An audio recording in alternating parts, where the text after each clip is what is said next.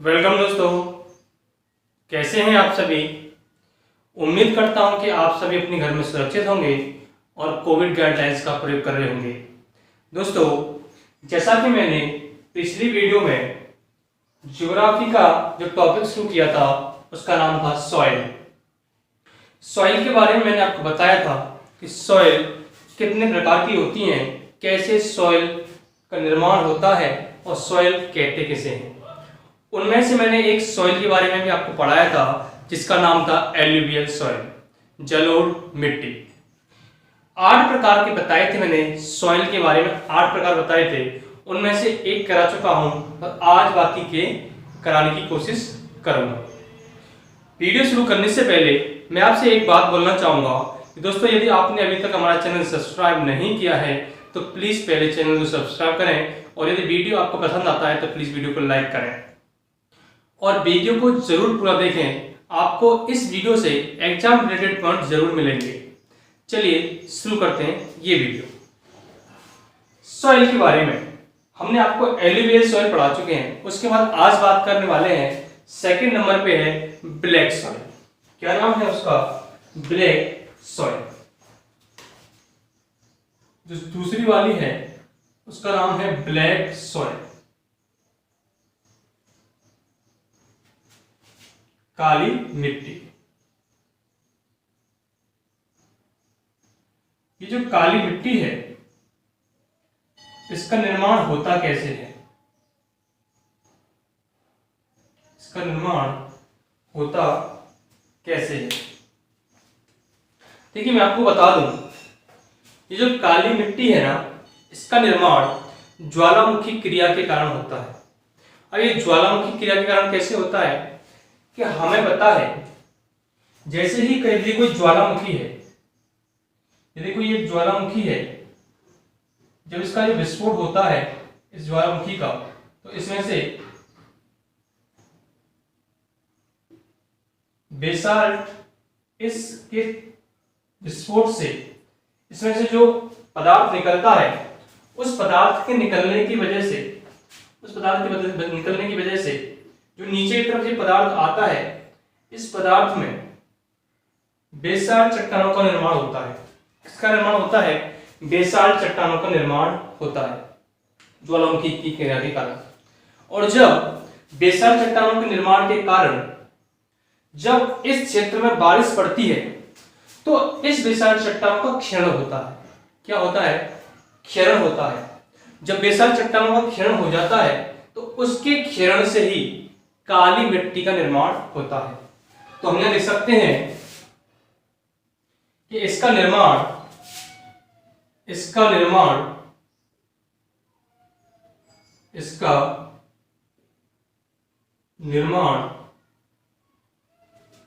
ज्वालामुखी क्रिया के कारण होता है। ज्वालामुखी क्रिया के कारण होता है।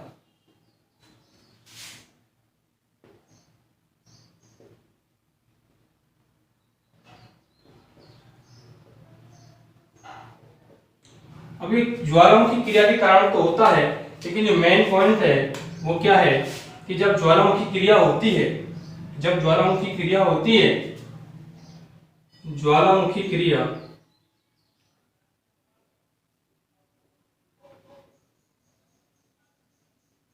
इस क्रिया के बाद किसका निर्माण होता है? बेसाल्ट चट्टानों का। बेसाल्ट चट्टान निर्माण होता है। अब इनके क्षरण के ही कारण तो क्या होता है? काली मिट्टी का निर्माण होता है। किसके क्षरण के कारण? बेसाल्ट चट्टान के क्षरण के कारण किसका निर्माण होता है? बेसाल्ट चट्टान के क्षरण के कारण निर्माण होता है किसका? काली मिट्टी का।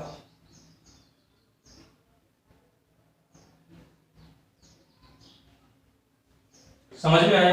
कि ज्वालामुखी क्रिया होगी, उससे निर्माण होगा बेसाल्ट चट्टानों का, और बेसाल्ट चट्टानों का निर्माण के कारण बेसाल्ट चट्टानों का क्षरण होता है, उससे ही निर्माण होता है काली मिट्टी का। अच्छा, आपके मन में एक क्वेश्चन जरूर बनता है कि बताइए कि काली मिट्टी का रंग काला ही क्यों होता है, इसके किसका कारण क्या है। इसका कारण यह है कि जो बेसाल्ट चट्टानों के क्षरण है ना, इसमें मैग्नेटाइट, टिटेनिफेरस और सिलिकेट नामक पदार्थ पाया जाता है। क्या पाया जाता है? मैग्नेटाइट, टिटेनिफेरस और सिलिकेट के कारण काली मिट्टी का रंग काला होता है। समझ में आया? इस मिट्टी का रंग काला किस क्यों होता है वो मैं बता देता हूं अपनों को लिख के। ये मिट्टी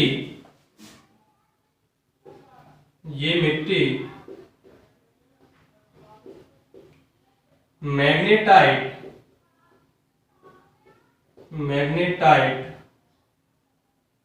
टिटेनिफेरस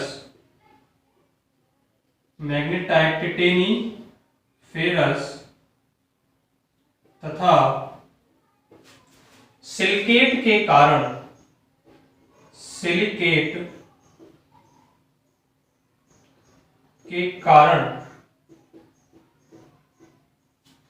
काली होती है।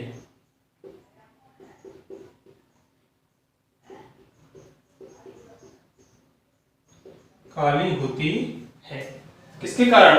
मैग्नेटाइट, टिटेनिफेरस तथा सिलिकेट के कारण ये मिट्टी जो है काली होती है। क्यों होती है ये मैंने आपको बता दिया। तो ये मैग्नेटाइट, टिटेनिफेरस के कारण काली होती है। दोस्तों, एक बात इस मिट्टी की एक और खासियत बात है काली मिट्टी की, वो क्या है? इस मिट्टी में ना होल्स पाए जाते हैं, छिद्र पाए जाते हैं। अब इस मिट्टी में छिद्र पाए जाते हैं तो इस मिट्टी में छिद्र पाए जाने की वजह से इसमें कैपिलरी भी पाई जाती है, केश कत्तों की घटना भी होती है, जिसके कारण क्या होता है, इस मिट्टी के द्वारा पानी सोखने की क्षमता अधिक होती है। ये मिट्टी जो है पानी को अधिक सोखती है तथा जब तापमान अधिक होता है तो इस मिट्टी में से वाष्पीकरण की क्रिया भी होती है। वाष्पीकरण की क्रिया होने के कारण इस मिट्टी में दरारें पड़ जाती हैं, जिसे ये कहा जाता है कि ये मिट्टी जो है स्वतः जुताई वाली मिट्टी भी कहा जाता है। सेल्फ फ्लोइंग सॉइल भी इसे कहा जाता है। किस कारण? क्योंकि इसमें वाष्पीकरण की क्रिया होती है और इसमें दरारें पड़ जाती हैं। नोट कर देते हैं, इस मिट्टी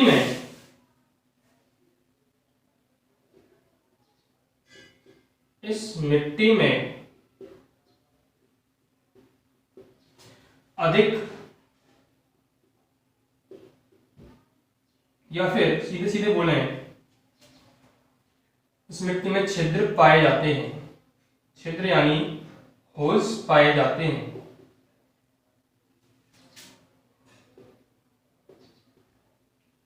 होल्स पाए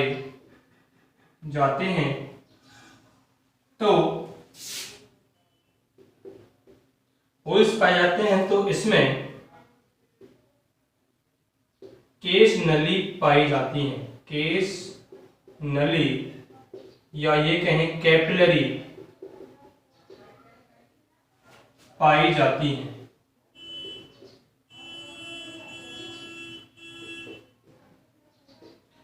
कैपिलरी पाई जाती हैं, जिसके कारण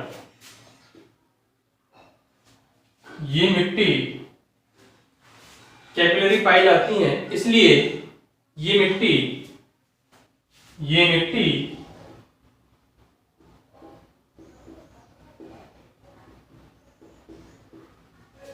पानी अवशोषित करती है।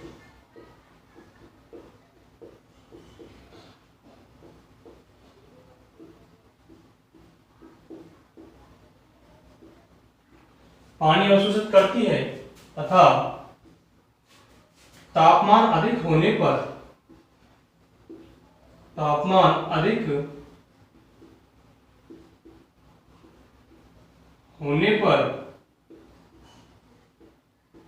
इसमें वाष्पीकरण की क्रिया होती है। वाष्पीकरण की क्रिया होने के कारण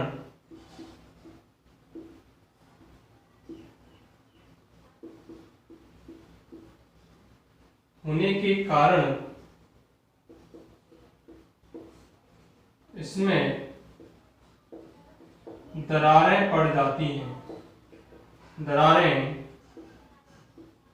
जाती हैं, इसलिए इसे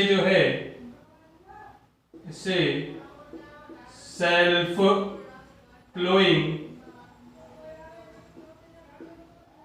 सॉइल कहा जाता है।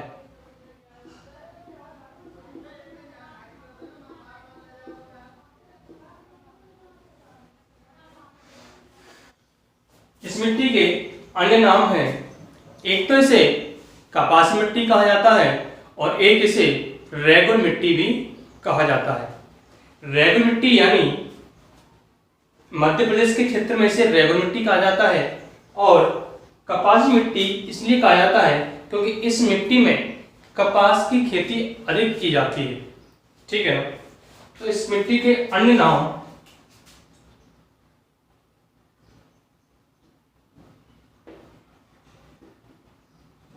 कौन कौन से हैं? एक तो है कपासी मिट्टी,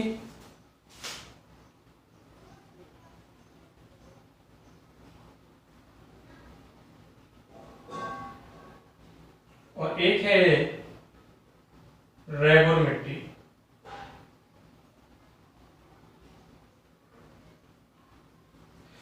कभी कभी एक बार क्वेश्चन देखने के लिए मिला था कभी एसएससी में कि काली मिट्टी का, ब्लैक सॉइल का इंटरनेशनल नेम क्या है, अंतरराष्ट्रीय नाम क्या है। इस मिट्टी का जो अंतरराष्ट्रीय नाम है वो क्या है?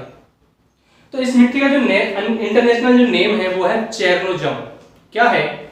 चेरनोजम। ये आजकल एग्जाम में कई बार पूछा गया है। तो इस मिट्टी का जो इंटरनेशनल नेम है, इंटरनेशनल नेम वो क्या है? वो है चेरनोजम। क्या है? चेरनोजम, या फिर हिंदी में बोलूं, ये भी हिंदी में चेरनोजम। समझ में आया ना? इस मिट्टी का इंटरनेशनल नेम है वो है चेरनोजम। अच्छा, इस मिट्टी में कौन कौन सी फसलें होती हैं? इस मिट्टी में जो फसलें की जाती हैं, इस मिट्टी में जो फसल की जाती हैं वो की जाती हैं कौन कौन सी? कपास, गन्ना और चावल की खेती। कपास की खेती, गन्ना की खेती और चावल की खेती इस मिट्टी में अधिक मात्रा में की जाती है।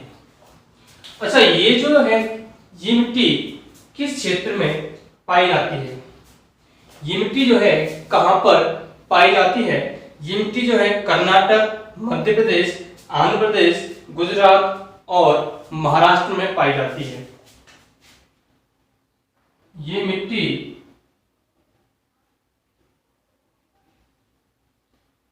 कर्नाटक, महाराष्ट्र,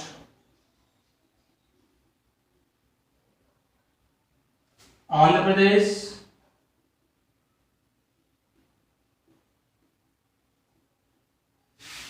इसके अलावा कर्नाटक, महाराष्ट्र, आंध्र प्रदेश और मध्य प्रदेश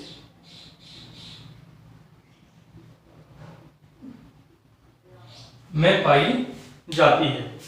ये तो रहा आपका ब्लैक सॉइल के बारे में। अब आगे बढ़ते हैं और बात करते हैं किसके बारे में? लैटेराइट सॉइल के बारे में।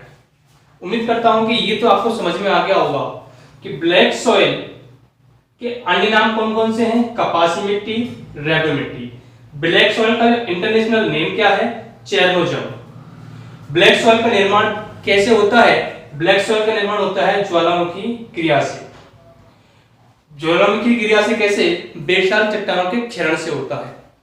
इसके अलावा इसका रंग काला क्यों होता है? इसका रंग काला मैग्नेटाइट, टिटेनियम और सिलिकेट की वजह से होता है। इस मिट्टी को फ्लोइंग, सेल्फ फ्लोइंग सॉइल भी कहा जाता है। ठीक है ना। अब बात करते हैं लैटेराइट मिट्टी के बारे में।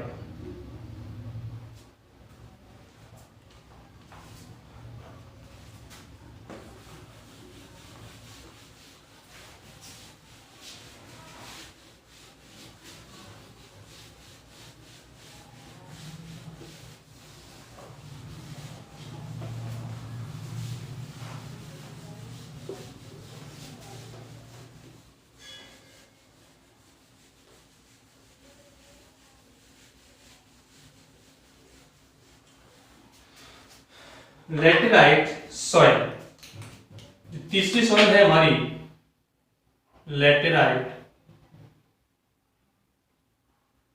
सॉइल। इसे हिंदी में ही लैटेराइट सॉइल भी बोलते हैं, लैटेराइट मिट्टी बोलते हैं। अच्छा, ये लैटेराइट वर्ड है, जो लैटेराइट सॉइल में जो लैटेराइट वर्ड है, ये कहां से लिया गया है? ये लैटेराइट वर्ड है लेटर वर्ड से लिया गया है। कहां से लिया गया है? लेटर शब्द से लिया गया है, जहां पर लेटर शब्द का जो अर्थ है वो माना गया है ब्रिक्स, यानी कि ईंट। क्या माना गया है? ईंट। मैं नोट कर देता हूं,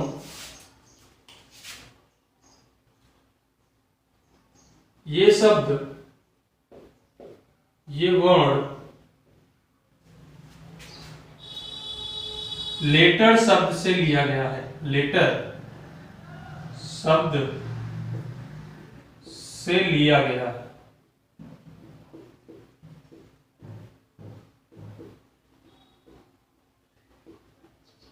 जिसका अर्थ क्या है? इसका जो अर्थ माना गया है वो माना गया है ब्रिक्स, यानी कि ईंट। अब ये मैं क्यों बता रहा हूं? क्योंकि ये जो लैटेराइट सॉइल है, इस मिट्टी का निर्माण ईंटों से होता है। किससे होता है? इस मिट्टी का निर्माण ईंटों से होता है, यानी कि ये मिट्टी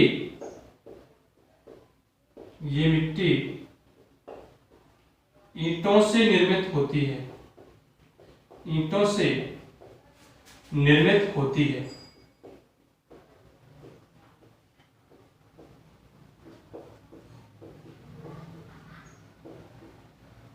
कैसे होती है? ईंटों से निर्मित होती है।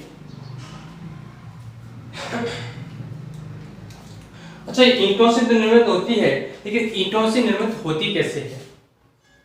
ईंटों से निर्मित ऐसे होती है कि इसमें एक प्रोसेस होती है, उस प्रोसेस का नाम होता है लीचिंग प्रोसेस, यानी कि निक्षारण विधि। इस मिट्टी का निर्माण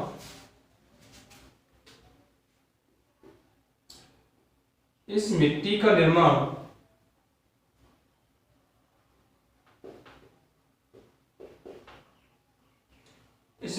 निर्माण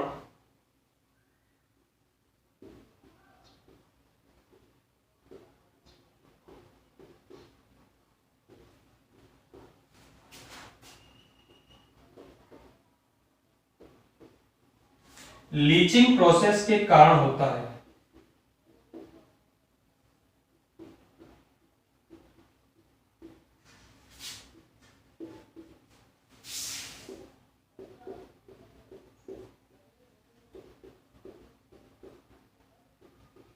अभी लीचिंग प्रोसेस है क्या?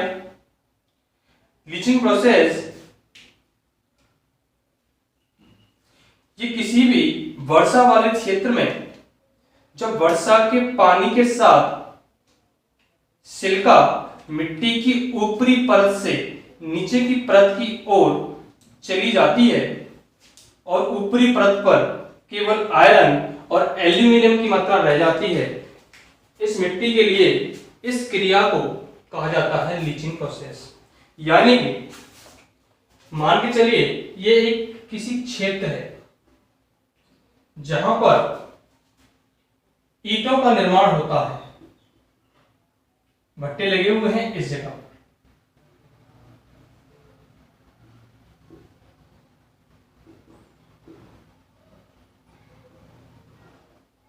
भट्टे लगे हुए हैं ये वाले जो ईंटों का निर्माण करते हैं। अब यहाँ पर जो ईंट रखी हुई हैं, जब अधिक वर्षा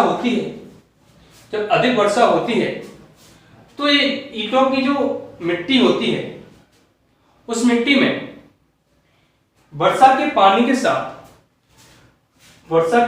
साथ उनमें से जो पोषक पदार्थ है यानी कि सिलिका है, वो नीचे की तरफ चला जाता है मिट्टी में, और ऊपर की तरफ रह जाता है क्या, केवल एल्यूमिनियम और आयरन की मात्रा ऊपर की तरफ रह जाती है।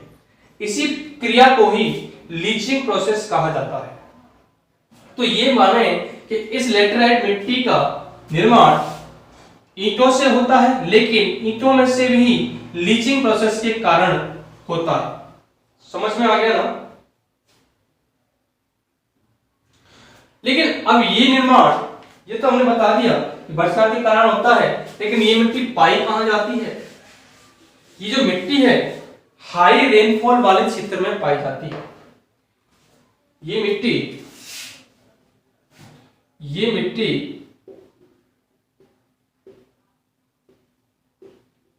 हाई रेनफॉल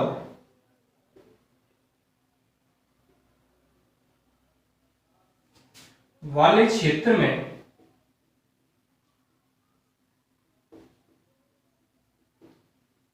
पाई जाती है। ये मिट्टी कहां पाई जाती है? हाई रेनफॉल वाले क्षेत्र में पाई जाती है। जहां पर सर्वाधिक वर्षा होती है वहीं पर ये मिट्टी पाई जाती है। अब ये मिट्टी किस क्षेत्र में पाई जाती है? अब आपको मैंने बता दिया कि हाई रेनफॉल वाले क्षेत्र में पाई जाती है। और हाई रेनफॉल भारत में किस किस स्थान पर होती है, यानी कि क्षेत्र कौन सा आ जाएगा? एक तो आ जाएगा आपका वेस्टर्न घाट में कौन कौन से?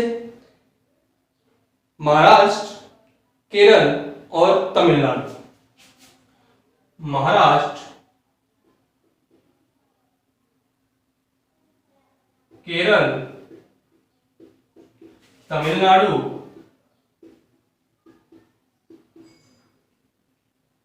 और मेघालय। तो थोड़ा ऊपर की तरफ बढ़े तो मध्य प्रदेश में भी ये मिट्टी पाई जाती है। ठीक है ना? महाराष्ट्र, केरल, तमिलनाडु, मध्य प्रदेश आदि क्षेत्रों में ये पाई जाती है। अच्छा, अब ये हाई रेनफॉल वाले क्षेत्रों में पाई जाती है, लेकिन इस मिट्टी में किसकी फसल की जाती है? इस मिट्टी में सर्वाधिक काजू की फसल की जाती है। किसकी फसल की जाती है? काजू की फसल की जाती है। तथा इस मिट्टी में झाड़ियां भी अधिक मात्रा में पाई जाती हैं या उगती हैं। और इसके अलावा काजू की फसल, झाड़ियां और सब्जी की भी फसल इस मिट्टी में की जाती है। इस मिट्टी में फसलें कौन कौन सी होती हैं? मैंने बताया सर्वाधिक जो फसल होती है वो होती है काजू की, सर्वाधिक होती है। इसके अलावा इसमें झाड़ियां भी पाई जाती हैं, और सब्जी भी इसमें अधिक मात्रा में की जाती है। इसमें ये अधिक मात्रा में ये 3 फसलें होती हैं। सबसे ज्यादा होती है काजू की, फिर झाड़ियां इसमें पाई जाती हैं और सब्जी भी होती है। और इस मिट्टी में कंकड़ पत्थर की मात्रा भी अधिक पाई जाती है, जिस वजह से इस मिट्टी को ब्रिक्स सॉइल भी कहा जाता है। यहां लिख सकते हैं इस मिट्टी में कंकड़ पत्थर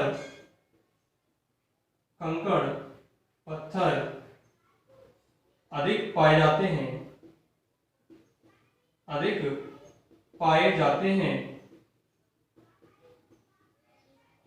इसलिए इसे ब्रिक्स सॉइल भी कहा जाता है। ब्रिक्स सॉइल भी कहा जाता है। उम्मीद करता हूं कि आपको ये वीडियो पसंद आया होगा और दोस्तों आगे भी कंटिन्यू रखेंगे। अभी हमारी कई मिट्टियां बची हैं, माउंटेनियस सॉइल बची है, डेजर्ट सॉइल बची है, कई मिट्टी हैं, 8 प्रकार की मिट्टी हैं, उनमें हम क्रम से बात करेंगे। आज आपके वीडियो में लेटराइट सॉइल और ब्लैक सॉइल पे हमने चर्चा की है। उम्मीद है कि आपको ये वीडियो पसंद आया होगा और सॉइल को बारे में समझ में भी आ गया होगा। दोस्तों प्लीज वीडियो को लाइक करना, शेयर करना और कमेंट करके बताना कि आपको ये वीडियो कैसा लगा। Thanks friends watching this video.